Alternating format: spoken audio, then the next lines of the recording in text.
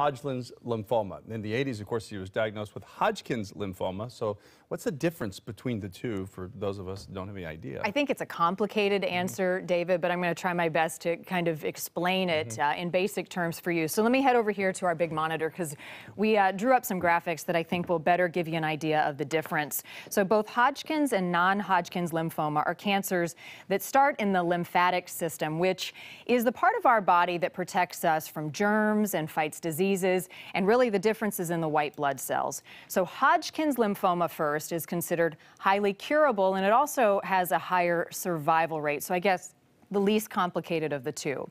Non-Hodgkin's lymphoma, which is what Paul Allen had the second time around, is more common, and it's split into subtypes and stages. So there's slow growing and also fast growing or more aggressive, and then there's four stages, 1, 2, 3, and 4, with 4 being the most severe. Now the difference between these two types really comes down to how they spread and also how they affect the body and how they respond to treatment. Now, while we don't know the specifics of the non-Hodgkin's lymphoma that Paul Allen was battling, we do know that he had some of the top doctors in the world working on his case. And we know that the Seattle medical community is at the forefront of developing new therapies and treatments for non-Hodgkin's lymphoma. In fact, researchers at Fred Hutch and the Seattle Cancer Care Alliance are working right now on treatments that are less toxic, advancing bone marrow transplantation, and also finding ways to reduce radiation in a lot of the therapies available. Non-Hodgkin's lymphoma can happen at any age, but the risk does increase as people get older.